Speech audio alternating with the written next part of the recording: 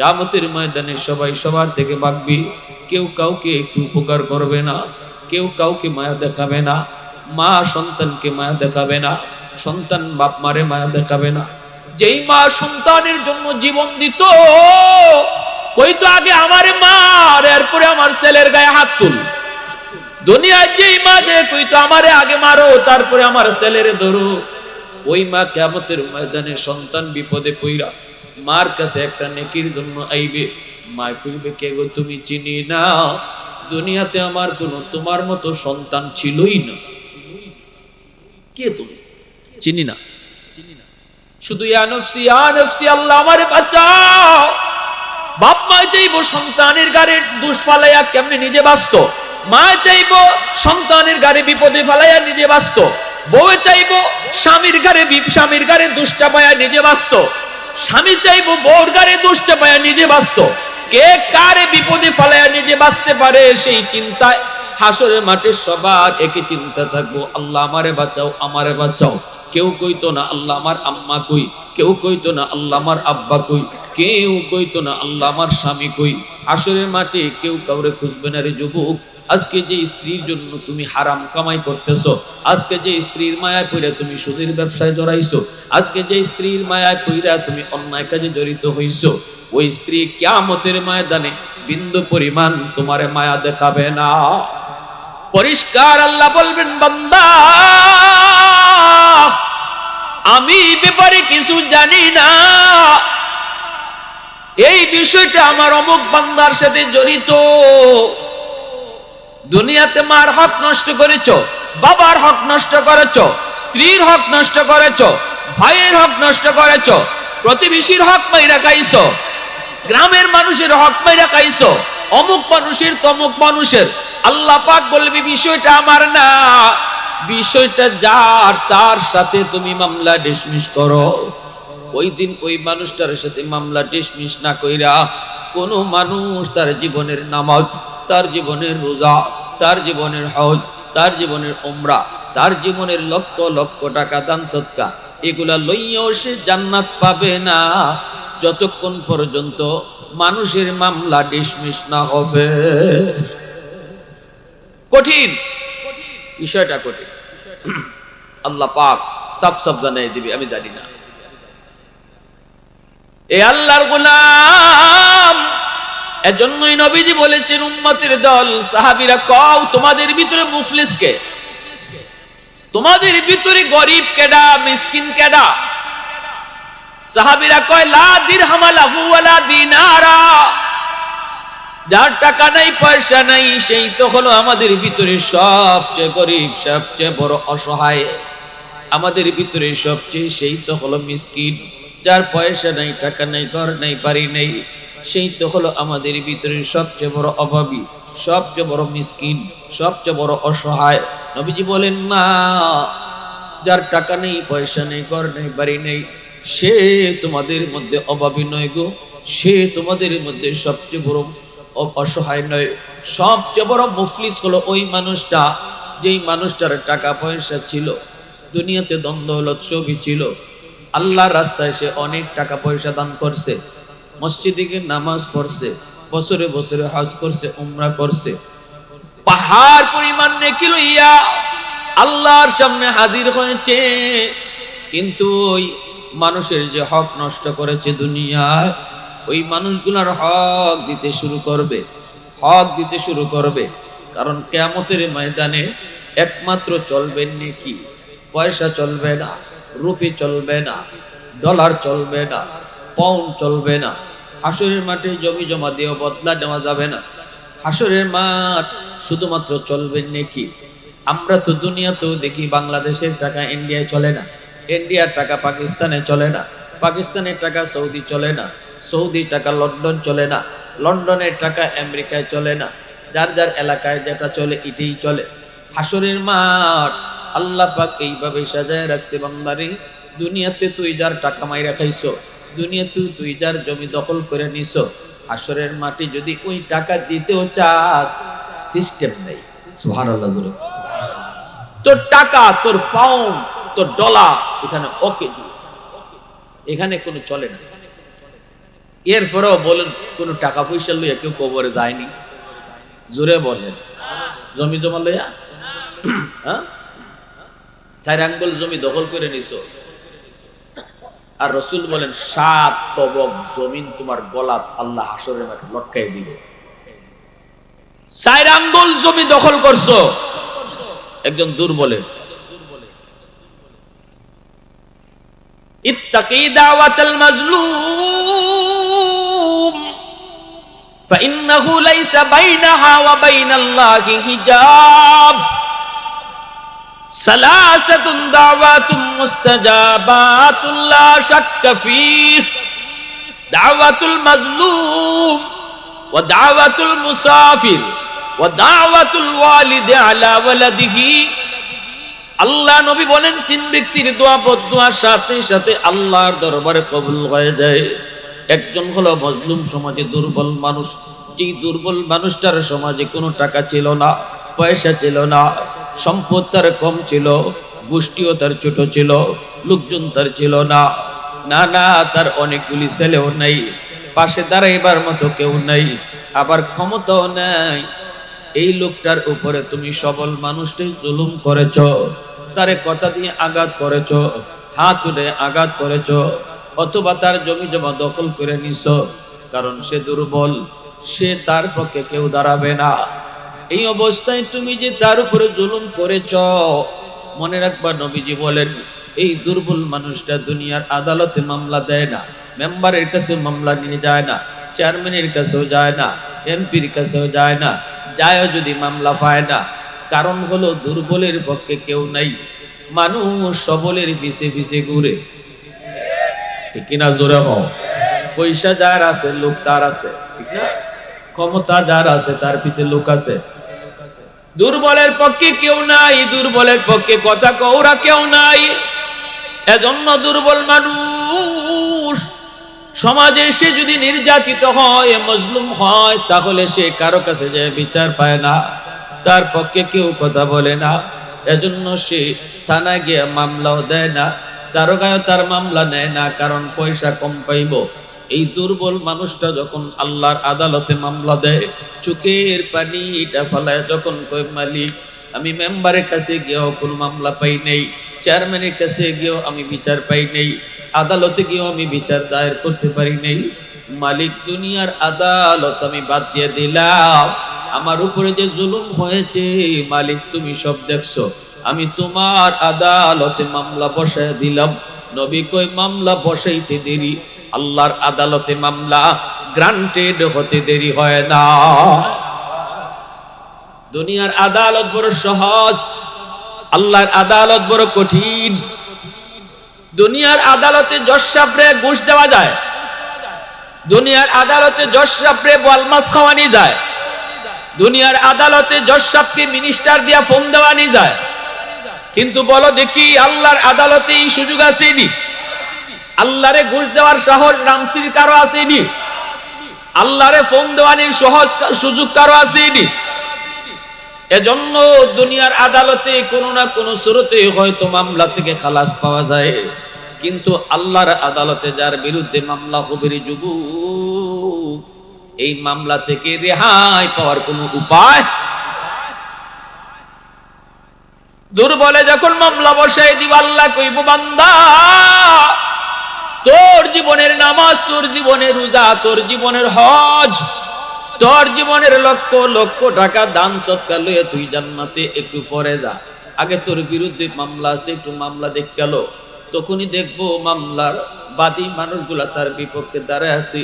তখন আল্লাহ কইব এই বিষয়টা আমার না বান্দা, আমার বিষয় হইলে তোরে আমি হয়তো কোনো ওসিলায় মাফ করে দিতাম। কারণ কিয়ামতের ময়দানে আল্লাহর কুদরতি কলিজায় 99 ভাগ দয়া মায়া থাকবো। আল্লাহ কোনো না কোনো ওসিলায় আল্লাহ তার বান্দারে মাফ করে দিব। এমন মাফ করবার লাগি আল্লাহ পাক খালি ওসিলা খুঁজব। সুবহানাল্লাহ, জোরে বলে। দুনিয়াতে দেখবেন জজ সাহেব আসামির পক্ষে থাকে, এটা জানেন নি আপনারা? জজ সাহেব সবসময় কার পক্ষে থাকে? আসামির পক্ষে। যে কোনো একটা উসুরতনি পাওয়া যায়, কোনো একটা দুর্বলতা পাওয়া যায়, তারে বাঁচানি নিয়ে যায় দুনিয়ার আদালত। একই সিস্টেম আল্লাহর আদালতেও। আল্লাহর আদালতেও আল্লাহ তার গুনাহগার বান্দাদের পক্ষে থাকবে। আল্লাহ খালি উসিলা খুঁজবো, আমার বান্দারে কোন একটা উসিলায় মাফ করতে। সুবহান সুবহান। একটা উসিলার কথা কই, মনোযোগ আছে আপনাদের?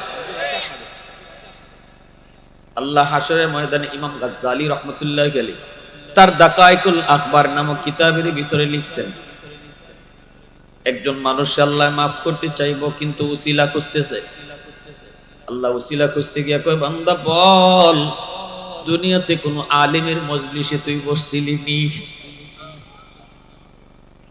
এই উসিলাটা যদি আমি আল্লাহ পাই, আমি তোরে মাফ করে দিব। কইব না গো মালিক, মনে পড়ে না, রামশ্রী এলাকায় আমার বাড়ি, ওয়াজ হইছে কিন্তু বইছি না। আল্লাহ তখনও রাগ করে না। সুবহানাল্লাহ। আল্লাহ তখনও রাগ করতেছেন এর উপর। আল্লাহ কইব, বান্দা বল, কোন আলেমের সাথে জীবনে একদিন হইলো খানা খাইছত নি? কইব না গো মালিক, মনে পড়ে না। তখন আল্লাহ রাগ করে না। আল্লাহ তখন কইব, বল, এমন কোন ঘরে তুই থাকছো কিনা যেই ঘরে আগে কোন আলেম কোনদিন ছিল? এই উসিলা পাইলো, আমি তোরে মাফ করে দিব। তখনও কয় না গো মালিক, মনে পড়ে না। আল্লাহ পাক তখন কইব, বান্দা বল, তোর কোন সন্তানের নাম কোন আলেমের নামে নাম রাখছত নি? এই উসিলাটাও যদি আমি আল্লাহ পাই, আজ আমি তোরে মাফ করার সিদ্ধান্ত নিয়ে নিই। তখনও কয় না গো মালিক, এই কামটাও করছি না। নাম রাখছি নিজের মতো, নাম রাখছি গুগল দেখা, নাম দেখছি ইন্টারনেটে সার্চ দিয়া, আলেমের নামে নাম রাখছি না। আল্লাহ, আমি ভুল করছি, পদে পদে ভুল করছি। এইবার আল্লাহ বলবো, ফেরেশতারা ওরে জিগাও, দুনিয়াতে কোনো আলেমের সাথে ওর সম্পর্ক প্রমাণিত হয় নাই, কিন্তু জিগাও এমন কোন বন্ধু তার ছিল কিনা যেই বন্ধু আলেমদেরকে ভালোবাসতো। ইনডাইরেক্ট। এবার আল্লাহ চলে গেছে ইনডাইরেক্ট। ডাইরেক্ট সম্পর্ক প্রমাণিত হইছে না উলামায়ে কেরামের সাথে, দেখি একটু ঘুরায় নিয়ে সম্পর্ক প্রমাণিত হয়। আল্লাহ কয়, ফেরেশতারা ওরে জিগাও তো, দুনিয়াতে ওর এমন কোন একজন বন্ধু ছিল কিনা যেই বন্ধু মসজিদের ইমাম সাহেবরে ভালোবাসতো, মুয়াজ্জিন সাহেবরে ভালোবাসতো, এলাকার আলেমদের সাথে সম্পর্ক রাখতো, মাদ্রাসা ছাত্র উস্তাদের খোঁজ খবর নিত। এরকম একটা ছেলের সাথে তার বন্ধুত্ব ছিল কিনা, যদি এতটুকু উসিলাও পাই, আমি মাফ করে দিই। আল্লাহ। তখন কইব, মালিক, মনে পড়েছে, মনে পড়েছে, দুনিয়াতে আমার একজন বন্ধু ছিল।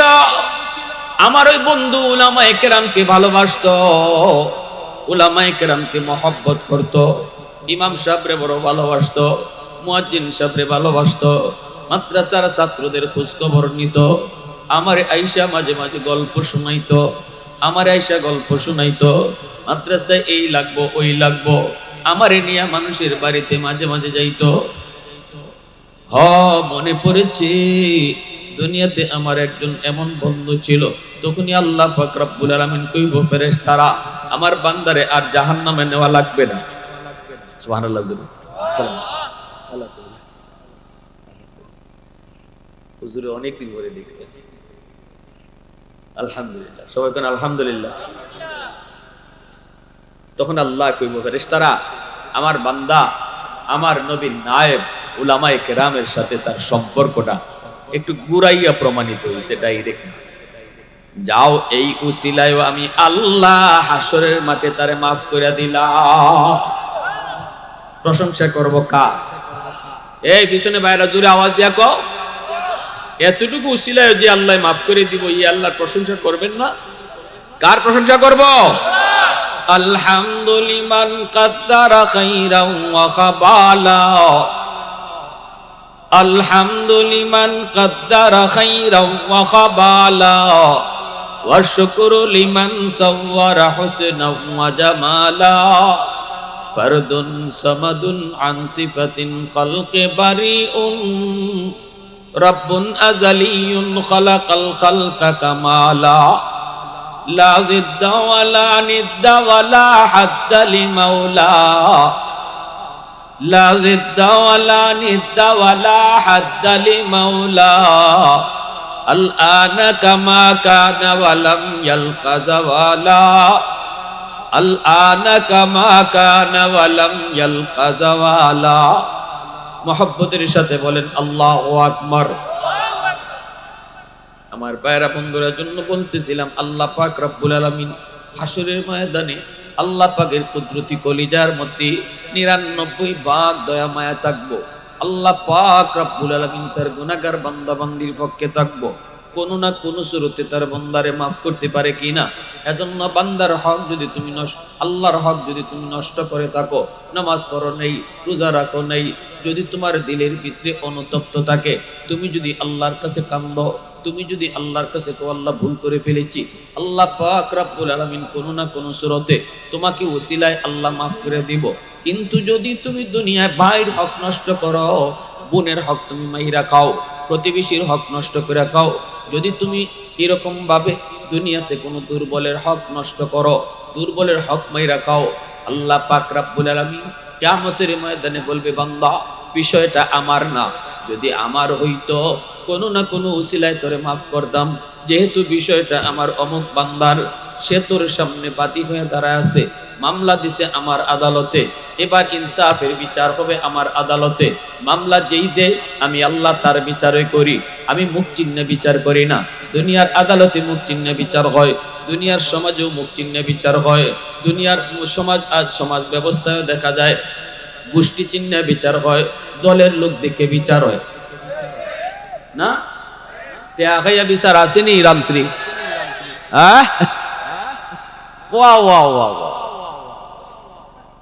বিচারের আগের দিন রাইতে কবিরাজি চলে, ঠিক না? 500 টাকা দিয়ে আইসে, চাচা কালকে পয়েন্ট ধরাই দিও। চাচা পয়েন্ট মাথা লিয়ে ঘুরে, পয়েন্ট লইয়া লইয়া চাচা খা, ঠিক না? পরের দিন বিচারে বইয়া চাচায় তার উল্টা মাতে, অন টেকা গেল কই 500, কেমনে কইতো মানুষের সামনে শরম? কয় চাচা ফাঁসে ফাঁসে, মানুষে যাতে না বুঝে। চাচা কয় কি করবো তোর ফাঁসে, ঠেলায় নেগা দশে। মানে তুই যখন দিয়া গেছো আমারে 500, এরপরেই রাত্রে লই আইছে 1000। আমি ফাঁসের কথা কইব না 10-এর কথা কইব? ওই 10-এর কথা, এমন 10-এর কথা কয় না, চাচা অলরেডি দেখবো চেঁচা আছে আল্লাহর দরবারে, আসেনি না নাই? ভালো করে বিচার আচার আল্লাহ সব রেডিয়া করায় না, বিচার সবাই পারে না। আল্লাহ যারা বিচার করে এরার মাথার মধ্যে কিছু অতিরিক্ত জ্ঞান দেয়। এই যে অতিরিক্ত জ্ঞানটা আল্লাহ দিছে, এটা অতিরিক্ত নিয়ামত। এই নিয়ামতের হিসাবটা আল্লাহ করায় গন্ডায় নিব। তোরে যে আমি আল্লাহ বিচার আচার করার একটা আলাদা জ্ঞান দিছিলাম, এই নিয়ামতটা তুই কোন কাজে লাগাইছ? তখন ওই 5 আর 10 হিসাব হইবে, কিনা জোরে কও।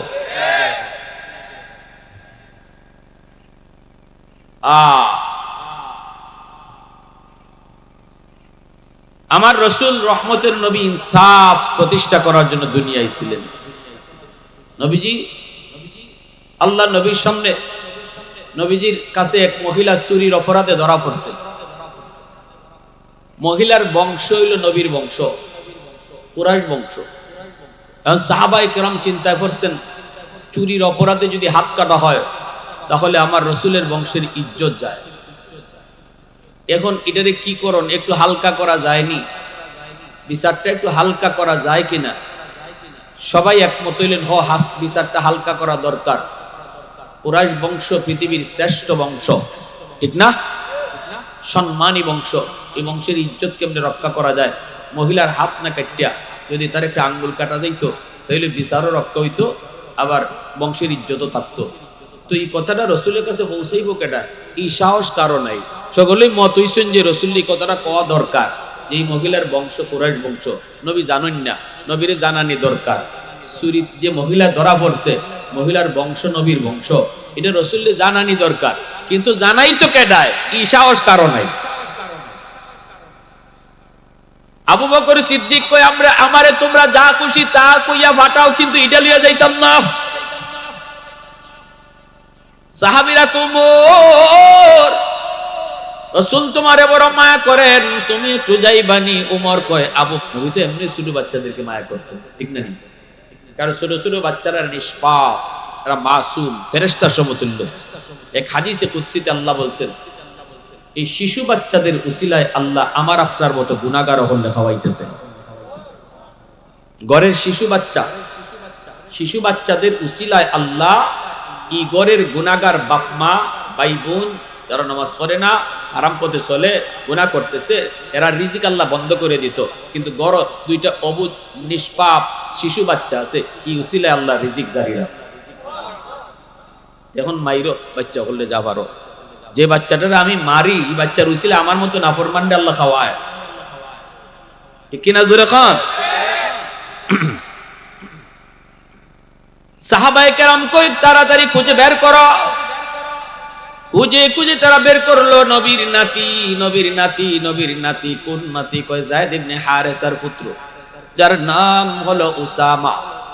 নবীজির একজন পালক পুত্র ছিল যায়েদ ইবনে হারেসা, তার সন্তান হলো উসামা।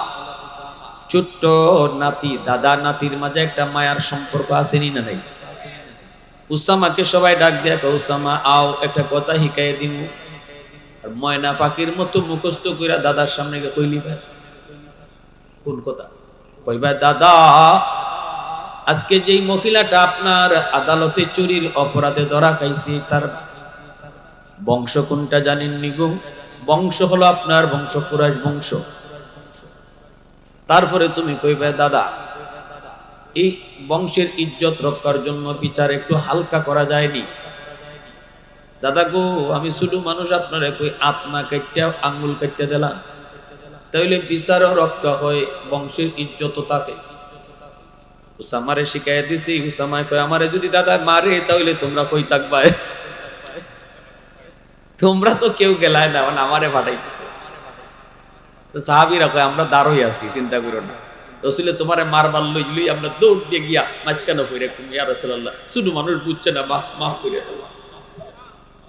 ফাটাইবো হেরা ওই, আবার মাঝখানে গিয়া খামাইবো এরাও। আমরা দাঁড়ই আছি, তুমি টেনশন করো না, দাও। উসামারে ফাটাই দিছে। নবীজির কাছে উসামা এসে কয় দাদা, আইয়ো দাদা কইবার আগে এই ঘেঁষাঘেঁষি শুরু করছে, কুলো উঠে গালে গালে গাল লাগায়। শিশু বাচ্চা চলতে থেকে আমার ছোট মেয়েটা আছে, কোনো কিছু চাইবার আগে দাঁড়ো আইয়া এমন ভাবে নাকে নাকে নাক লাগাইবো, হ্যাঁ, গালে গালে গাল লাগাইবো, ঘষাঘষি করবো। তা আমি ইরম করলে আমি বুঝতে লাই, আম্মু কিতা লাগবো তোমার কইলাও, তুমি আইসে দে কাবো, আমি কোনটা চাইছি কোন, আমি তোমার এই ঘষাঘষিতে আমি বুঝতেছি তুমি বুঝতে চাইবা, ঠিক না রে? বাচ্চারাও বুঝে এটা, যে কুস্তা চাইবার আগে বাইল দেওয়ান লাগে, ঠিক না? চাইবার আগে বাইল দেওয়ান লাগে, বাইল দিলে চাওয়াটা মজবুত হয়। এটা আল্লাহ শিখাইছে যে চাইবার আগে প্রশংসা করো, প্রশংসা করবা, প্রশংসা করবা, তারপরে চাইবা। এটা আল্লাহ নিজেই শিখাই দিছে, আল্লাহ এটা পছন্দ করে। সুবহানাল্লাহ জোরে করে।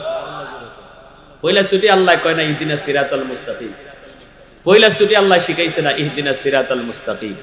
প্রথম আল্লাহ শিখাইছে কও আলহামদুলিল্লাহ রাব্বিল আলামিন আর রহমানির রহিম মালিক ইয়াউমিদ্দিন। ওই খালি আল্লাহর প্রশংসা, আল্লাহর প্রশংসা, আল্লাহর গুণগান। এরপরে আল্লাহ কয় এখন কও কোন কিতা চাও, কয় ইহদিনাস সিরাতাল মুস্তাকিম, আমারে জান্নাতের পথ দেখাও। সুবহানাল্লাহ, দেখছেন নি?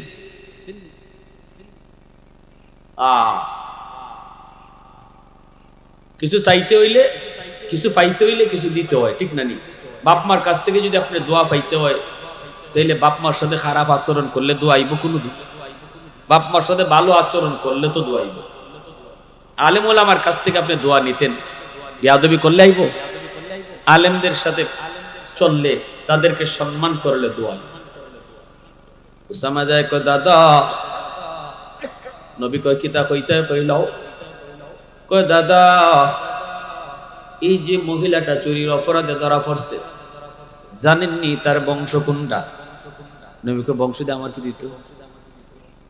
চুরির যে ধরা পড়ছে, এ কোন বংশের, ছত্রী বংশের না সৈয়দ বংশের না হ্যাঁ লাট বংশের, এটা তো দেখার দরকার নাই। নবীর আদালতে বিচার ব্যবস্থা ছিল, অপরাধীর পরিচয় শুধু একটাই, সে অপরাধী। অপরাধীর পরিচয় কয়টা? জোরে বলেন। এ চেয়ারম্যানের ফুলা না মেম্বারের বাতিজা না এমপির হালা? এটা আল্লাহ রসুলের আদালতের বিবেচ্য বিষয় ছিল না।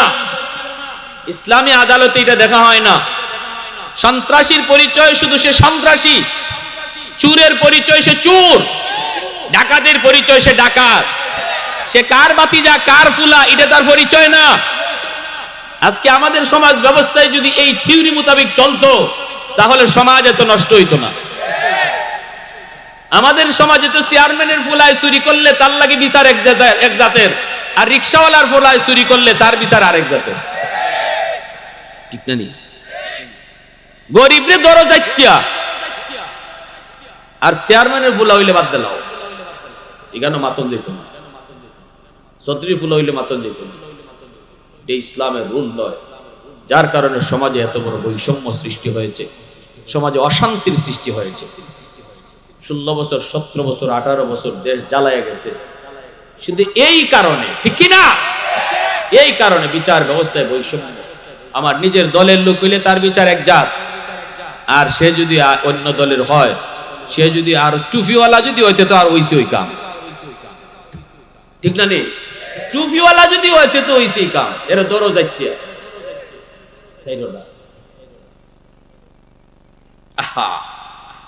অতীতের বহু জাতিকে আল্লাহ ধ্বংস করে দিছে শুধু বৈষম্যমূলক বিচার ব্যবস্থার কারণে। বহু জাতিকে জাতি আল্লাহ ধ্বংস করে দিছে। আল্লাহ রসুল তার হাদিসে বলছেন শুধু এই অপরাধটা আল্লাহ সইতে পারে না। আল্লাহ সইতে পারে না দুই চোখ দিয়ে বিচার করা, এটা আল্লাহ সইতে পারে না, আল্লাহ বরদাস্ত করতে পারে না। এটা বিচার সবার জন্য সমান। অপরাধীর পরিচয় একটাই, সে অপরাধী, আর কোনো পরিচয় তার নেই। আল্লাহ নবী বলতেছে, উসামা কি কইতেছ একটু বুঝে কও। সবসময় আমি তোমার দাদা না, আমি জজ, বুঝে কও। দাদা এক সময় আর জজ আর এক সময়, তাও তো নাতি। তো দাদা, দাদা ইজ্জত যাইব আপনার বংশে। আত কাটলে আঙ্গুলটা কাটতে ইজ্জত রক্ত হইব, বিচার হইব। কি কইব উসামা এই কথাটা? রসুল গুসায়, নবীজির চেহারা লাল হয়ে গেছে। আল্লাহ রসুল বসা থেকে দাঁড়ায় গেছেন কাঁপতে কাঁপতে। অথচ আদরের নাতি। আমার আপনার নবী, রহমতের নবী, দয়ার নবী জীবনে সহজে এত সহজে রাগ করেন না। নবীজি এত সহজে রাগ হন না। নবীজির নিজের ব্যক্তির উপরে আক্রমণ হইলে নবী রাগ করেন না, কিন্তু এই কথায় রসুল এত রাগ করছেন বসা থেকে দাঁড়ায় গেছে। এবার আল্লাহ নবী দাঁড়ানো মাত্রই সাহাবায়ে কেরাম বাপ বুঝা দৌড়ে আইছেন। আইয়ে ইয়া রাসূলুল্লাহ, শুধু মানুষ বুঝে না। আল্লাহ নবী কই, এটা আমার উসামার কথা না, এটা তোমরা হিকাই দিছো। এটা হিকান্না কথা। এ সাহাবীরা শুনো, ভালো করে শুনো, আমি মুহাম্মদুর রাসূলুল্লাহর কথাটা শুনো। আল্লাহ আমাকে দুনিয়াতে ইনসাফ প্রতিষ্ঠা করার জন্য দুনিয়া পাঠাইছে। বৈষম্যমূলক বিচার ব্যবস্থা দূর করার জন্য আল্লাহ আমার দুনিয়া পাঠাইছে। আল্লাহ পাঠাইছে দুনিয়াতে ইনসাফ প্রতিষ্ঠা করতাম, সঠিক ন্যায় বিচার প্রতিষ্ঠা করার জন্য আল্লাহ আমাকে দুনিয়া পাঠাইছে। ভালো করে শুনো, শুধু আমার বংশের নারী না, যদি আমার কলিজার টুকরা মেয়ে ফাতেমাও চুরির অপরাধে ধরা পড়তো, আমি নবী বাপ হইয়া তার হাতটা কেটে দিতাম। একটু আওয়াজ দেয়া কন্যা সুবহানাল্লাহ, আর একটু জোরে কন্যা সুবহানাল্লাহ।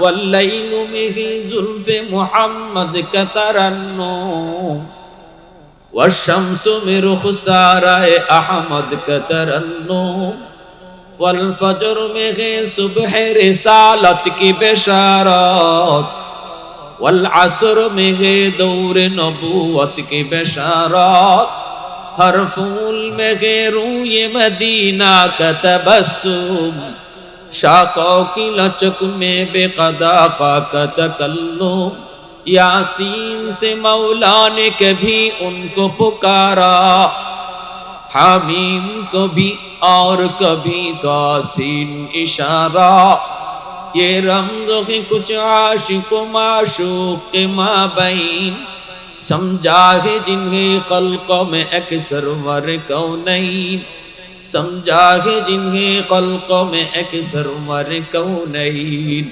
मुसलमानेर आवाज़े बोलें अल्लाहु আকবার आरो जोरे कोन अल्लाहु আকবার एजন্য আমার ভাইরা বন্ধুরা जुलूम আল্লাহ বরদাস্ত করে না রে যুবক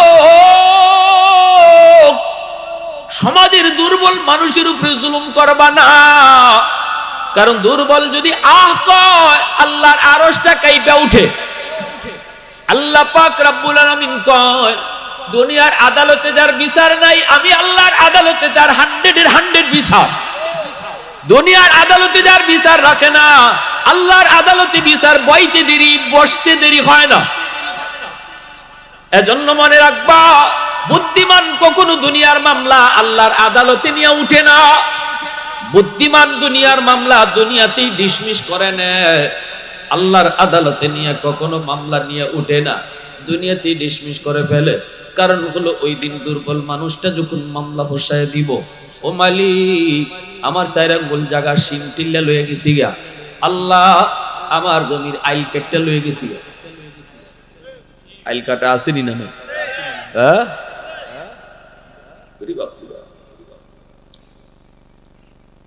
আবার কিছু মানুষ আছে আইলের নিচ দিয়ে ফুটা কইরে আরেক জমির পানি লই যায়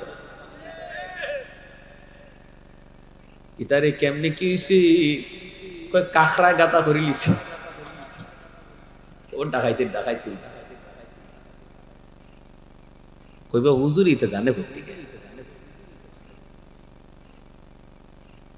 কাখড়ায় গাতা করছে না তুমি কাখড়া হইছো এটা জানেন কেডা জোরে কও আল্লাহ রাই তৈলি খালি 4 আঙ্গুল শিম হরে সকালে উঠতেই দেখা যায় 2 আঙ্গুল হরছে এরপরে দেখা যায় হরছে এই খাসলতা তো আছে আবার কিছু মানুষ আছে বইনের হক দেয় না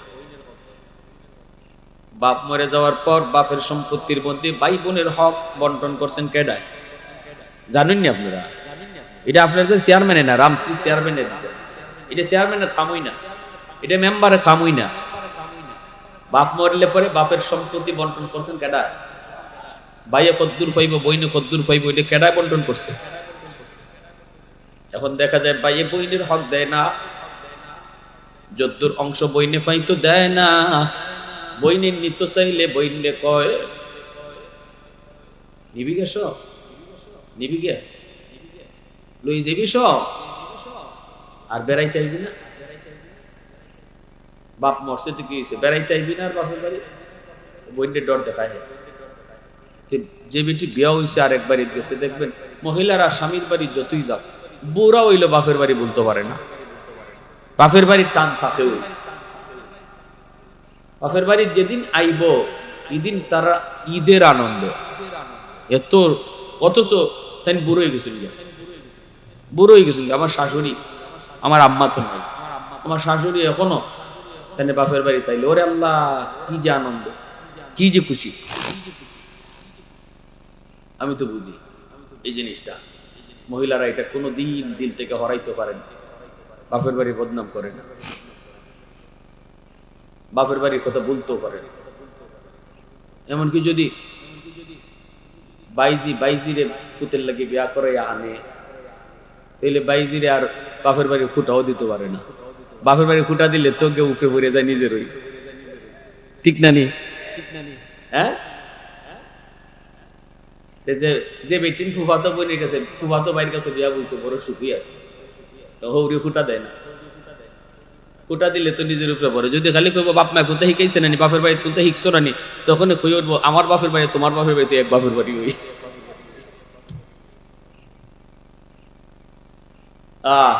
তো এখন দেয় না কই আর আইতে না তখন বোন ডরাইয়া কর না ভাই আইতাম না কি কোন ভাই আব্বা মরসুম কি হয়েছে ভাই আমি কি বলতে পারবো আমার আব্বা বাপের বাড়ি বলতে পারবো হয়তো তুই যে জমি লই যাবি গিয়া অংশ লই যাবি তুই বেড়াইতে আইবি না কয় ভাই আমার লাগতো না এই কথা খান শুনবার লাগি হে গোতাটা দিছে কয় কি দেখো আমার লাগতো না ভাই তুমি খাও ই খাওয়া হালাল হইছে নি? জোরে কই। এটা হইলো ছুরি দুইটা মাপ নিতেছে, ডেগার দুইটা মাপ নেয়। আমারে ধরছে একবার ডাকাইতে, আমরা বান্যাসুল থেকে যাইব নগর প্রোগ্রাম করে আইতেছি। 3 জন মেহমানে আটকেছেন মোটরসাইকেল, 3 জনের মুখোশ পরা, রান্দা আতো। ড্রাইভার একটা লাথি মারছে, ড্রাইভারে মেয়ে করে কান্না শুরু করছে। আমার ওকে হুজুর আপনার আমরা ধরতাম না, টাচও করতাম না, তবে জানি হুজুর আপনি 3টে মাহফিল করে আইছেন, টাকা আছে, বুঝলেন কি হিসাবটা লয় হুজুর টাকা দেন দেলাই। আমি কইলাম আচ্ছা নাও টাকা নিতে, টাকা দিলাইছে। দেওয়ার সময় মুখোশ পরা তো আমার কয় হুজুর বদ্ধ দিয়ে ওই কি কয় উনি হুজুর বদ্ধ দিয়েন না। আমি না না না না কে এর বদ্ধ, কত লম্বা রান্দা দিলে বদ্ধ আইব মুখ দিয়ে? কি ভাই বদ্ধ আইতো আরেকবার, না না না কে বদ্ধ?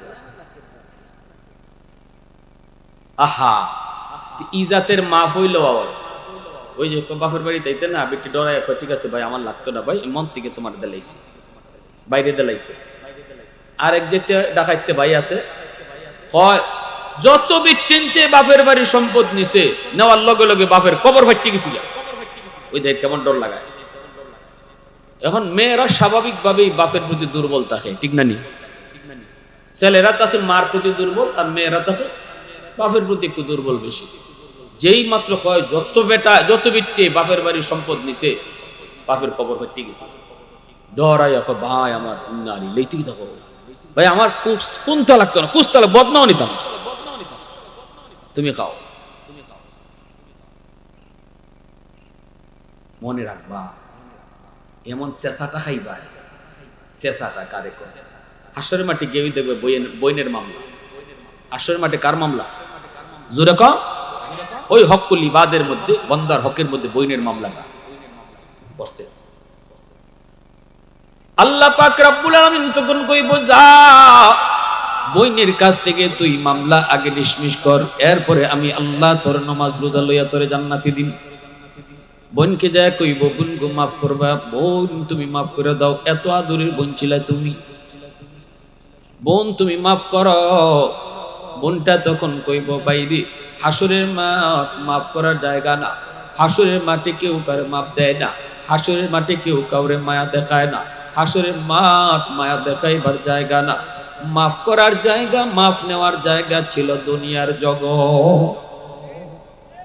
দুনিয়াতে আমারে বাপের কবর ফাইটতে যাওয়ার ডর দেখাইছো, দুনিয়াতে আমার মেহমানদারির ডর দেখাইছো,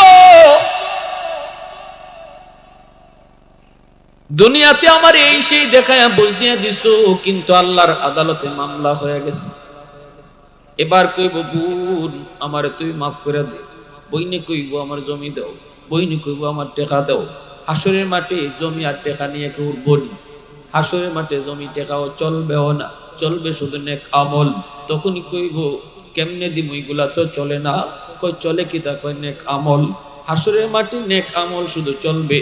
তখনই কইব তোমার জীবনের নামাজের সব আমার দিয়ে দাও, তোমার জীবনের হজের সব আমার দিয়ে দাও, তোমার জীবনের রোজার সব আমার দিয়ে দাও। এইভাবে কিন্তু তার হক, তার পাওনাদার গুলা তার কাছ থেকে পাওনা আদায় করবে। দুর্বল মানুষটাই কইব তোমার কাছে নামাজের সব আছে, এটা আমার দিয়ে দাও। এইভাবে নিয়ে নিব, দিয়া দিয়া দিয়া দেখবো বউর মামলাও আছে। দেখবো কার মামলা আছে? বউয়ের মামলাও আছে। কয় এটা আবার কেসের মামলা? কই মোহরের টাকা না দেওয়ার মামলা। আমাদের সমাজে একটা প্রচলন আছে, মোহর শুধু কাগজে লেখলেই চলে, দেওয়ান লাগে না। দিবার ক্ষমতা নাই 1 লাখ, কিন্তু মোহর লেখে 10 লাখ। কেমন জমিদারের ফুতুইছে, বিয়া করবার সময় জমিদারের ফুতুই যায়। কি রে তুই 10 লাখ কেমনে লিখলি, দিবে কেমনে? কয় দেওয়ান লাগে না। কয় কি করলে চলে? কয় কাগজে লিখলেই চলে। কয় লেখলে তো হয় না, মাফ নিছ তুমি? কয় বাসর করে লই লিছি। কয় কেমনে? মশারি থামাইছি না। চকির তলে বইয়া রইছে নতুন বউ। কয় কি গো স্বামী, ভালো মাইতাই নানি? কয় না, কেমনে আইমু? ওইখানে কি হয়েছে? কয় এত টাকা মোহরও দিতাম পারতাম না, পালঙ্গ উঠতামও পারতাম না। বউ কইতা কৌ তো সাতার মুখ যাও, মাফ করে দিছি। এটা হইল আওরের ডাকাইতের মা, এটাও কের মা? ওই ডাকাইতের মা। কারণ নতুন বউ তোমারে পালঙ্গ তুলবার লাগি তা তো কইবই, এটা কিন্তু মন থেকে মাপ দিছে না, পালঙ্গ তুলবার মাপ, ঠিক না? কিয়ামতের ময়দানে দেখবে 10 লাখ টাকা মোহরের মামলা রেডি আল্লাহর আদালতে। ওই দিন বউ তোমারে বিন্দু পরিমাণ ছাড় দিবে না। এত মায়া কইরা যায় কইবা, বিবি গো ঈদে ঈদে তোমারে নতুন শাড়ি কিনে দিলাম, ও বিবি যখন যা চাইছো তোমারে তা আইনা দিছি, বিবি গো একটু মাফ করো, আটকে বললাম তো। বিবি তখন কইব, কেডা তুমি? অত মায়া আমার কাছে নেই, অত মায়া নাই। কিয়ামতের মাঠে কেউ কাউরে মায়া দেখায় না। ইয়াউমা ইয়াফিরুল মারউ মিন আখিহি ওয়া উম্মিহি ওয়া আবিহি ওয়া সাহিবাতিহি ওয়া বানিহি লিকুল্লি ইমরিইম মিনহুম ইয়াউমা ইদিন শা'নুন ইউগনি। কিয়ামতের ময়দানে সবাই সবার থেকে ভাগবে, কেউ কাউকে একটু উপকার করবে না, কেউ কাউকে মায়া দেখাবে না। মা সন্তানকে মায়া দেখাবে না, সন্তান বাপ মারে মায়া দেখাবে না। যেই মা সন্তানের জন্য জীবন দিত, কইতো আগে আমারে মার, এরপরে আমার ছেলের গায়ে হাত তুল। দুনিয়ার যেই মা যে কইতো আমারে আগে মারো, তারপরে আমার ছেলেরে ধরো, ওই মা কিয়ামতের ময়দানে সন্তান বিপদে পইরা মার কাছে একটা নেকির জন্য আইবে।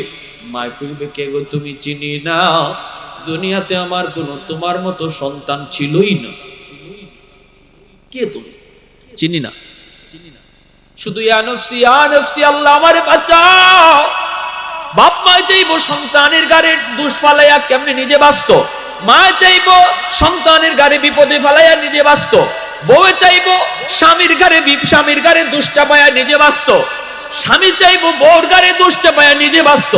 কে কারে বিপদে ফালাইয়া নিজে বাঁচতে পারে, সেই চিন্তায় হাসরের মাঠে সবার একই চিন্তা থাকবো, আল্লাহ আমারে বাঁচাও, আমারে বাঁচাও। কেউ কইতো না আল্লাহ আমার আম্মা কই, কেউ কইতো না আল্লাহ আমার আব্বা কই, কেউ কইতো না আল্লাহ আমার স্বামী কই। হাসরের মাঠে কেউ কাউরে খুঁজবে না রে যুবক। আজকে যে স্ত্রীর জন্য তুমি হারাম কামাই করতেছো, আজকে যে স্ত্রীর মায়ায় পইরা তুমি সুদের ব্যবসায় জড়াইছো, আজকে যে স্ত্রীর মায়ায় পইরা তুমি অন্যায় কাজে জড়িত হইছো, ওই স্ত্রী কিয়ামতের ময়দানে বিন্দু পরিমাণ তোমারে মায়া দেখাবে না। ছোট ভাইয়া কয়, ভাই সুদের ব্যবসা কইরো না, কারণ হাসরের মাঠে এই সুদের টাকা দিয়ে আমরা যারারে ফালতেছো খাওয়াইতেছো, কেউ তোমার উপকারে আসবে না। বড় ভাই কই, কসকি তুই রক্ত পানি করতেছি, বউ বাচ্চা ফালতেছি, এরা আমার উপকারে আইতো না, আমার সাহায্য করতো না? কয় না। ছোট ভাই পরে মাদ্রাসায়, বড় ভাই করে সুদের ব্যবসা।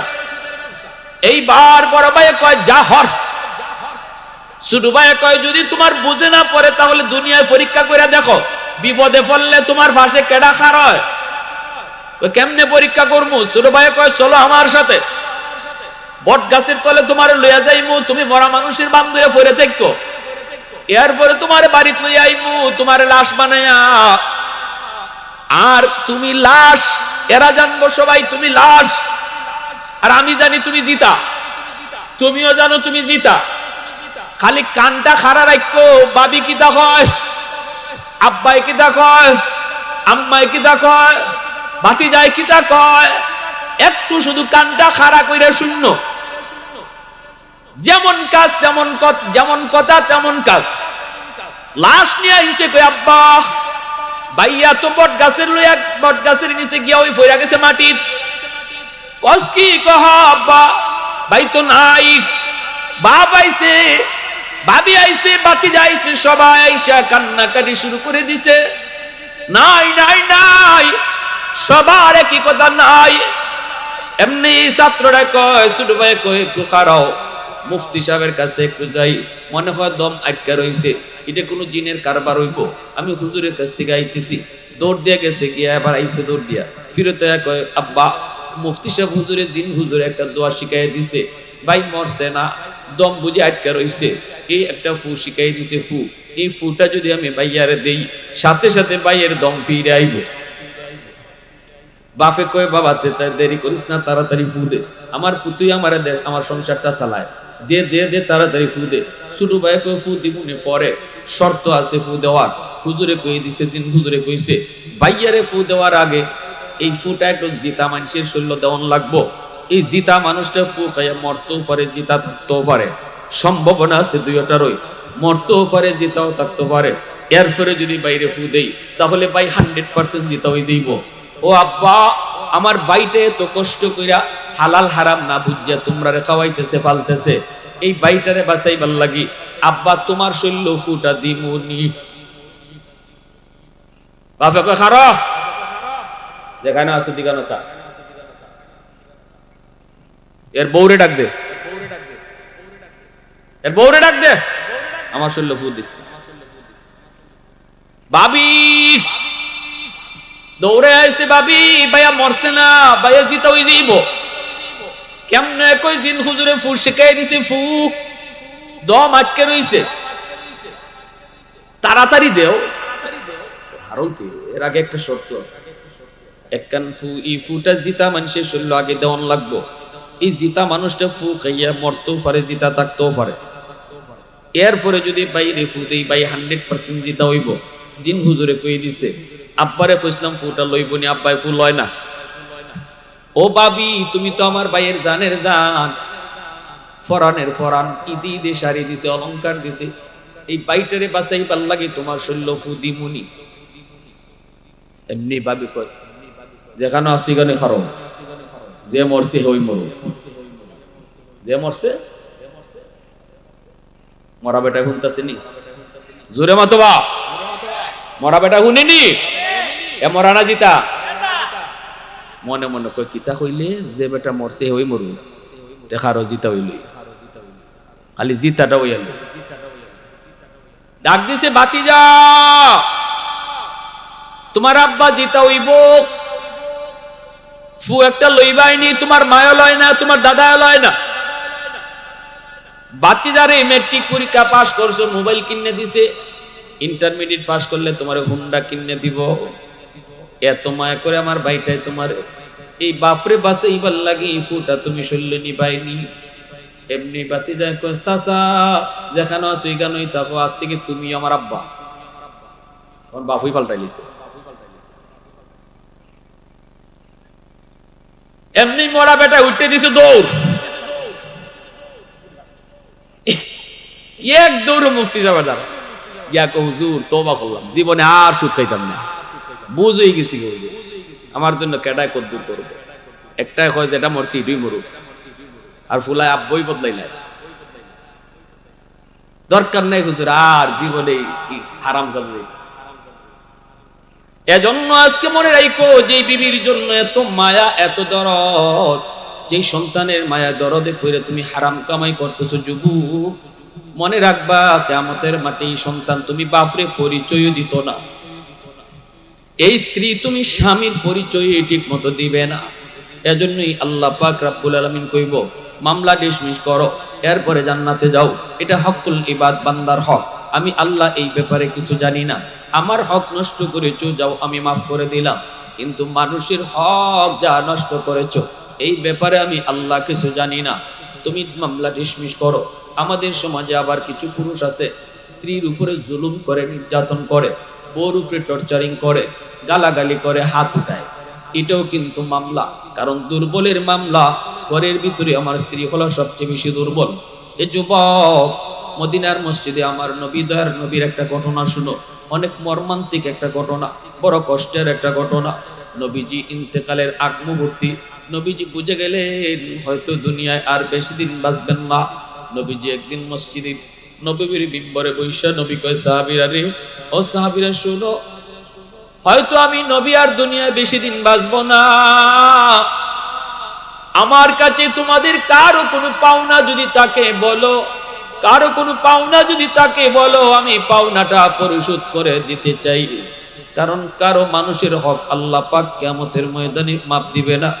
এমনকি আমি নবীর কাছেও যদি তোমাদের কারো কোনো পাওনা থাকে রে, আল্লাহ এই ব্যাপারেও কোনো ছাড় দিবে না। এজন্যই বলি, আসনি এমন কেউ আমার কাছে তোমাদের কোনো পাওনা, অথবা আমি তোমাদের কাউকে কষ্ট দিয়েছি, কারো উপরে জুলুম করেছি, জান্না অজান্না তুমি মনে। একদিন আপনি ঘোড়ার পিঠে উঠছেন, চাবুক মারবেন, আমি আপনার ঘোড়ার পাশেই দাঁড়ানো ছিলাম, চাবুকটা ঘোড়ার পিঠে পড়ছে না পড়ছে আমার পিঠো, আমার পিঠো চাবুকটা পড়ছে গো নবী, এই চাবুকটা আমার পিঠে পড়ছে, এই চাবুকের বাড়িটা আপনার কাছে আমার পাওনা। আল্লাহু আকবার, জোরে বল।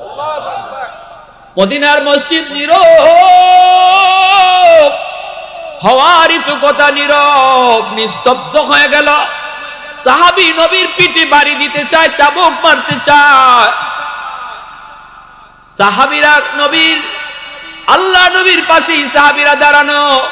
নবী তখন বলে, আসো, দ্রুত আসো, হাতে চাবুক নেও, আমি নবীর পিঠে আমি যেভাবে মারছি এইভাবেই তুমি মারো।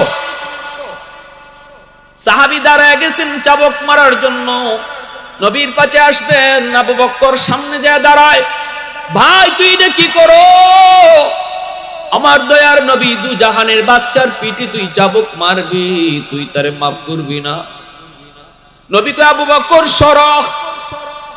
ওমর দাঁড়ায় গেছে, ওমরে কান্না করে, ভাই যাইস না, যাইস না, আমার নবীর, যেই নবীর পিঠে মশা মাছি বয় না, আমার যেই নবীর পিঠে মশা মাছি বসা হারাম রে, ওই নবীর পিঠে বুঝি তুই যে চাবুক মারবি? নবী কয়, ওমর রাস্তা ছাড়ো। সাহাবীরা একে একে আটকাইতে চায়, নবী সবাই আটকায় দেয়, না না, কেউ তোমরা তারে আটকায়ও না, আমি কারো পাওনা লইয়া কবরে যাইতে চাই না। নবী শেষ সময় উম্মতকে শিখায় গেছে, উম্মতের দল কবরে যাইও, কিন্তু মানুষের পাওনা লইয়া কবরে যাইও না, কারণ এটা আল্লাহ মাফ দিবে না, মাফ দিবে না, ভয়ঙ্কর কবিরা গুনাহ, ভয়ঙ্কর কবিরা গুনাহ। না না, আল্লাহর আদালতে মানুষের মামলা নিয়ে উইটো না, এটা আল্লাহ কখনো মাফ দিবে না। নবী শেষ সময়ে সেটা বোঝানোর জন্য বলতেছে, সাহাবীরা তার রাস্তা ছাড়ো, সাহাবীরা তার রাস্তা ছাড়ো। সাহাবী সামনের দিকে আসতেছেন, নবীজির পাশে চলে আসলেন, আল্লাহ নবীর কাছে আইসা নবীজি তার পিঠটা দিয়ে দিলেন। মদিনার মসজিদ বড় সাহাবী সবাই কান্না শুরু করে দিছি, সবাই চোখ দিয়ে পানি পড়তেছে, আর খালি কইতেছে, না এমনটা করিস না, করিস না, করিস না। অথচ সাহাবী চাবুক হাতে নিয়ে নিছে, আল্লাহ নবী পিঠটা দিয়ে দিছেন। এই অবস্থায় সাহাবী কয়, নবী গো, আমার পিঠে যখন আপনি চাবুক মারছিলেন তখন আমার পিঠটা খালি ছিল, আমার পিঠে কোনো জামা ছিল না গো নবী, যদি 100 বদলা নিতে হয়, পাওনা পরিশোধ করতে হয়, আপনার শরীরের জামাও খুলতে হবে। সুবহান। পুরা মসজিদ নীরব, নিস্তব্ধ হয়ে গেছে, সবার চোখে কান্না। কয় কি, আমার রাসূলের পিঠে বাড়ি মারবো চাবুক দিয়া, আবার কয় আপনি জামা খুলে। আল্লাহ নবী জামা খুলে ফেলতেছেন, আল্লাহু আকবার জোরে কও। নবীজি জামা খুলে ফেলতেছেন, মদিনার মসজিদটা যেন কাঁপতেছে, মসজিদে নববী, সবার চোখ দিয়া পানি, সবাই তাক অবাক হইয়া, কেউ কিছু বুঝতেছে না কি হইতেছে। নবীজি যে মাত্র পোশাকটা খুলে ফেলছেন, নবী পিঠটা এইভাবে খুলে ফেলছেন, সাহাবীর পিঠটা দিয়ে, পিঠ থেকে নবী যেভাবে এইভাবে জামাটা টান দিছেন, টান দিয়ে নবী পিঠটা খুলে ফেলছেন। পিঠটা খোলা মাত্রই সাহাবী চাবুকটা আস্তে করে মাটিতে ফেলায়া দৌড় দিয়ে নবীজির পিঠটার মধ্যে জড়ায় ধইরা, নবীর কান্দের মধ্যে যে মোহরের নবুয়ত ছিল, এই মোহরের নবুয়তের মধ্যে চুমা খাওয়া শুরু করছে।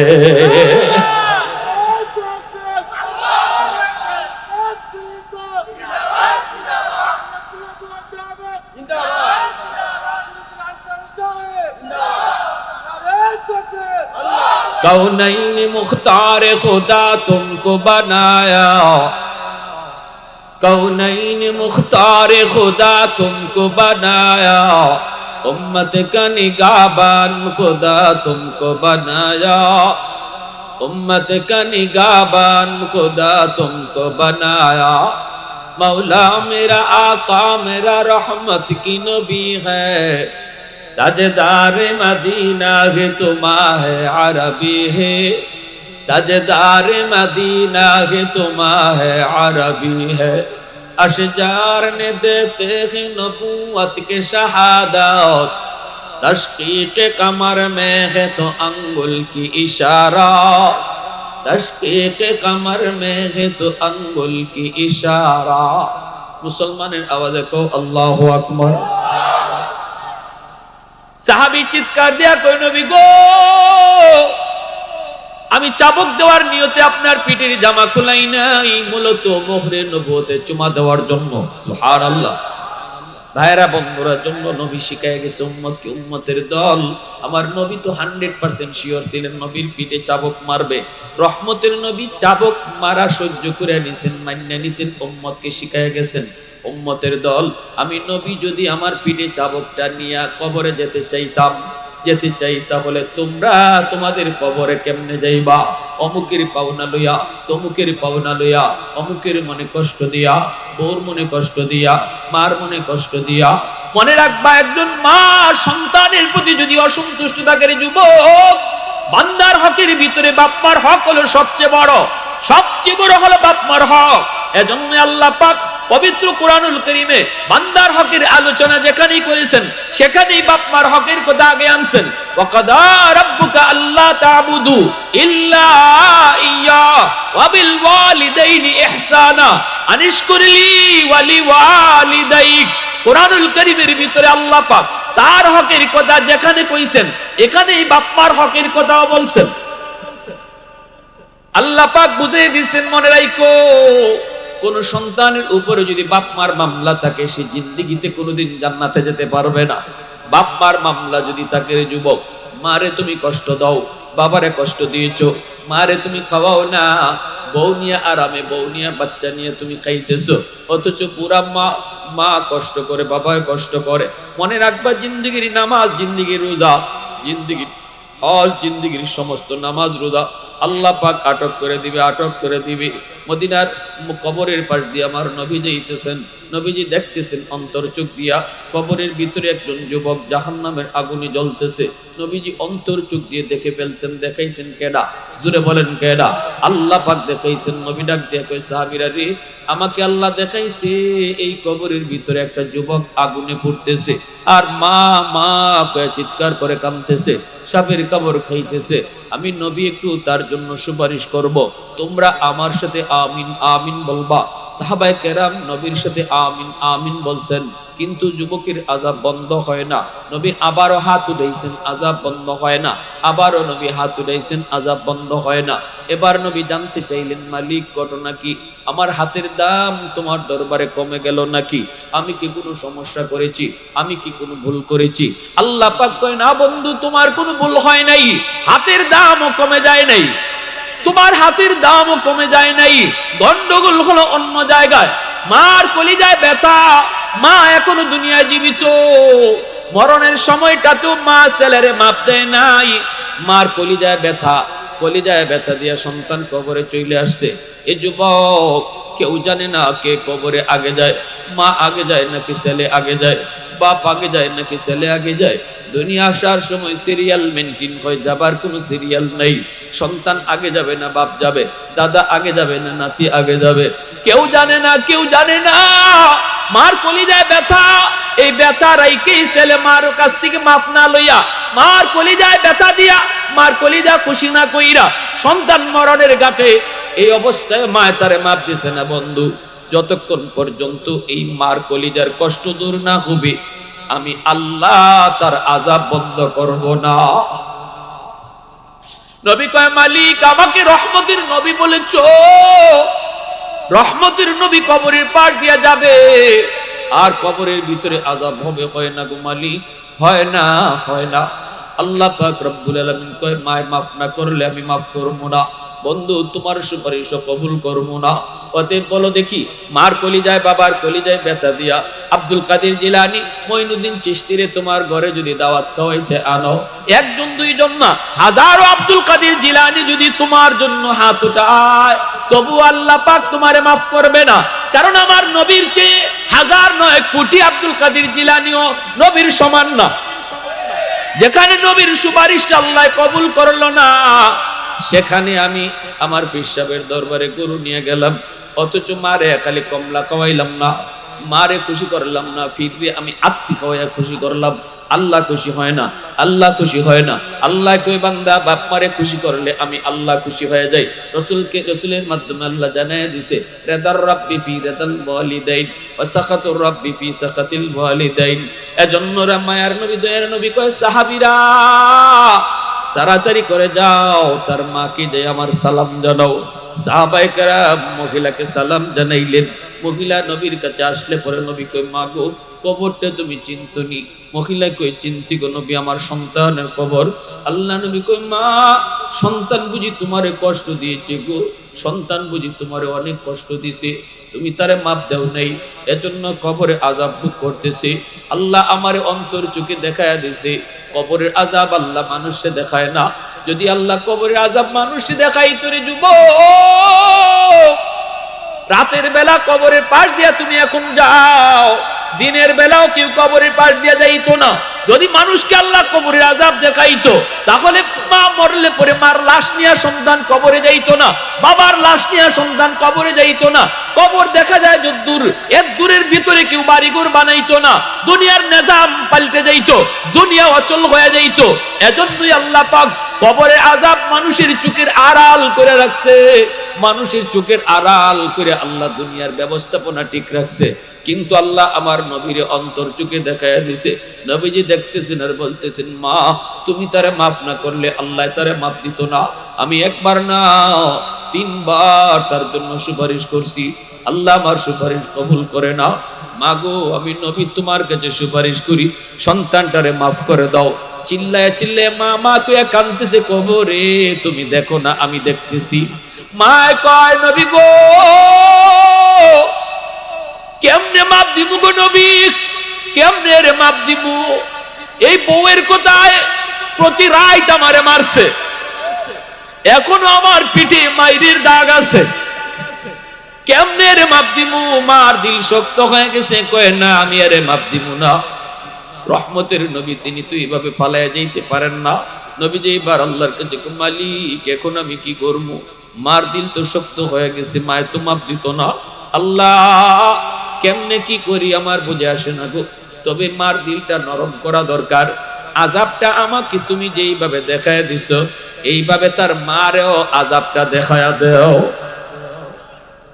কারণ আমি নবীর বিশ্বাস, মা যদি ছেলের কবরে আযাব দেখে তাহলে মার দিল নরম হয়ে যাবে।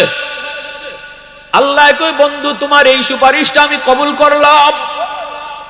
সাথে সাথে কবরের আযাবের দৃশ্য আল্লাহ পাক নবীরে যেইভাবে দেখাইছে, এইভাবে মার চোখেও আল্লাহ দেখায় দিছে। এখন নবীও দেখতেছে, মায়ও দেখতেছে, সাহাবীরা আর কেউ দেখে না। মায় যেই মাত্র দেখছে ছেলের আযাব আগুনে পুরার দৃশ্য আর মা মা কয়ে চিৎকার করার আওয়াজ, সাথে সাথে মার দিলটা নরম হয়ে গেছে। মায় ডাক দিয়া কই নবী গো আমি মাফ করে দিছি। সাথে সাথে আল্লাহ আযাব বন্ধ করে দিছে। এজন্য বলি যুবক, দুনিয়ায় কার কলিজায় ব্যথা দিয়া কারে খুশি করতেছে? দুনিয়ার সব মানুষে খুশি করে লাইলেও আল্লাহ খুশি হবে না যদি বাপ মা খুশি না থাকে। শ্বশুর শাশুড়ির খুশি করো, আপত্তি নাই, কিন্তু শ্বশুর শাশুড়ি খুশি থাকলে আল্লাহ খুশি এমন হাদিস আমরা পাই নাই। হাদিস পেয়েছি বাপ মা খুশি থাকলে আল্লাহ খুশি। হক্কানি পীর বুজুর্গকে খুশি করো, অসুবিধা নাই। খাঁটি আল্লাহ ওয়ালাদেরকে খুশি করো, আল্লাহ খুশি হয়। কিন্তু হাদিস আমরা পেয়েছি বাপ মা খুশি থাকলে আল্লাহ খুশি। এজন্য বলি যুবক, হকুল ইবাদের ভিতরে বাপ মার হকটা আল্লাহ পাক সবার আগে আনছেন, সবচেয়ে বেশি গুরুত্ব দিয়েছেন। সাবধান, মানুষের হক নিয়ে কেউ চিনিমিনি খেলবা না। আল্লাহ কখনো এটা মাপ দিবে না, মাপ দিবে না। আল্লাহ তার নিজের হক কেউ নষ্ট করলে মাফ করে, কিন্তু বান্দার হক নষ্ট করলে আল্লাহ মাফ দেয়। বড় ভাই ওই ছোট ভাইরে ঠকাইছো, মনে রাইখো, মনে রাইখো, যে যারে ঠকাইতেছো যদ্দুরি লাভ করছো, এই লাভের এক আনা লইয়াও কেউ কবরে যাইতে